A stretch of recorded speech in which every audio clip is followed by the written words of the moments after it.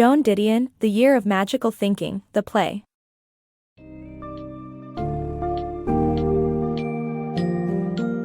In The Year of Magical Thinking, the play, Joan Didion offers readers an intimately raw look into the depths of her grief after the sudden loss of her husband, and the ongoing health issues faced by her daughter.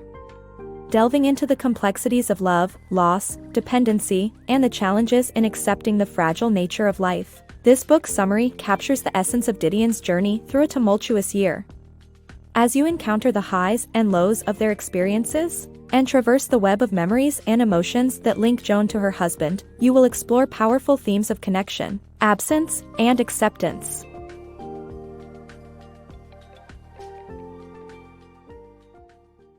A devastating twist of fate. On a seemingly ordinary evening, Joan Didion and her husband John sat down for dinner, just days after their daughter had been hospitalized for pneumonia. Amidst the fear of losing their daughter, John suddenly suffers a cardiac arrest, adding another layer of tragedy to their already heart-wrenching situation. Piecing together a tragic event. After John's sudden death, Joan reconstructs the events of that tragic night by piecing together primary source documents. With the aid of her journalistic background, she builds a precise chronology of the events that ultimately lead to John's death. Despite being kept in the dark about crucial details, Joan successfully uncovers the truth about John's death, which was recorded as DOA in his medical records. Finding hope in the absurdity. After her husband's death, Joan finds solace in filling out hospital forms. It gives her a sense of agency and purpose in a situation where she felt helpless. The paperwork implies that there is still something to be done for her husband, a sense of hope that his life could still be saved. Joan believed that she could steer the direction of John's medical care, possibly getting him transferred to a hospital with doctors she knew and trusted. However, her hopes were dashed when a social worker informed her that it was all for naught, revealing the cosmic cruelty of the situation. Joan Didion's tragic family. As Joan Didion was grieving over her husband's death, her daughter Quintana's life was hanging in the balance in another hospital. Quintana was in a coma and had pneumonia and sepsis. She woke up after 2 weeks, and her condition stabilized. However, she was unaware of her father's passing, and it took Joan 3 attempts to break the tragic news to her. Quintana's medical problems continued, leading to John's funeral being postponed until March 23. The ceremony took place at the same cathedral where Quintana had been married earlier.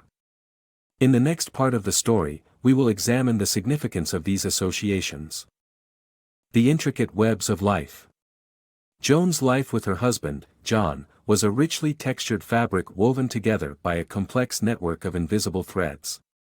After his death, Joan found that even the little things in life reminded her of John, highlighting the profound depth of their relationship.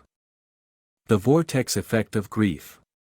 Joan, grieving after the death of her husband John, struggled with the vortex effect of grief, which would trigger painful memories through seemingly innocuous triggers. She tried to avoid places and memories associated with John but was unable to evade the painful thoughts. Her attempt at focusing on good lines of thinking also did not work. Joan's memories of visiting her daughter at the hospital led to memories of her past work at Vogue and the writing of her second novel, which eventually led her to recall the painful memory of going to Honolulu with John to save their marriage. The path not taken.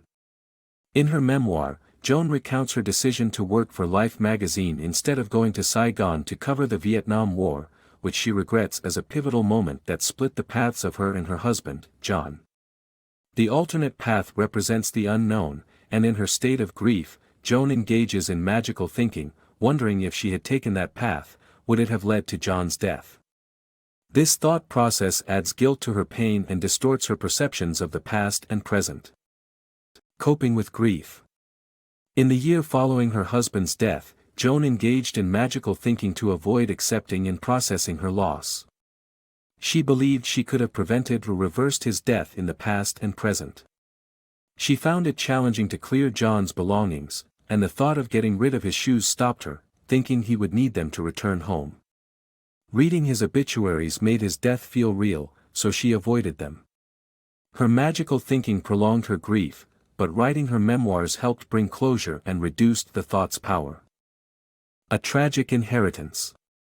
Joan's understanding of her husband John's autopsy report helped her come to terms with his untimely death as a result of a hereditary heart condition. Joan's journey towards closure after her husband John's untimely death was a unique one. Despite her love for literature, psychology, and self-help, the report that brought her the most solace was her husband's autopsy report.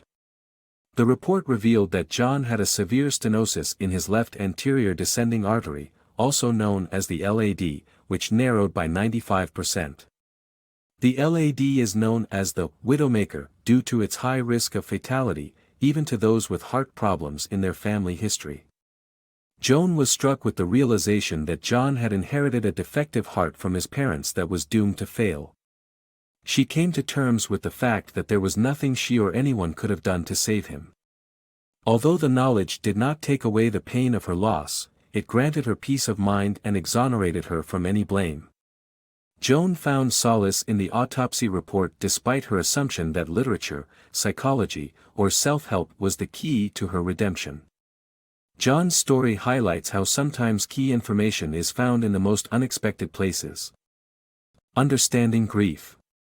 After her husband's death, Joan turned to various works on grieving to make sense of her own experience. She found solace in psychological and medical literature that confirmed the normalcy of her symptoms, including shock, numbness, and denial. Through the Merck Manual of Diagnosis and Therapy, she discovered there were two types of grief: normal and pathological. Her symptoms of pathological grief were likely caused by her dependency on her husband and the interruption in her grieving process due to her daughter's illness. Joan faced the possibility of losing her daughter soon after her husband's death. A mother's helplessness. After her daughter Quintana suffers a head injury, Joan grapples with her inability to control the situation as she navigates through the complexities of neurobiology. Joan and her husband had planned to start a new life after the death of their son and Quintana's various health issues. However, their plans are derailed when Quintana falls and injures her head, leading to hospitalization. Desperate to keep her promise to Quintana of being there for her, Joan attempts to intervene by questioning the medical staff responsible for Quintana's treatment. But as she grapples with the complex and obscure language of neurobiology, Joan hits a roadblock and realizes that some things are beyond her control. She is forced to confront a helplessness that she had not experienced before. The text captures a mother's struggle to keep her promise to her daughter and her realization that some situations go beyond her management capabilities. Coping with loss. In this book summary, the author shares Joan's story of coping with her husband's death. The loss of a loved one isn't just about losing a person but also the shared memories and habits. As time goes on, Joan finds that these memories fade but the sense of loss remains. She learned from her grandfather that change is the only constant in life, and destruction is inevitable. John's death was like an earthquake that took him away, and erosion began its work on what she had left of him. She tried to accept this harsh reality and keep moving forward, knowing that John would encourage her to do the same.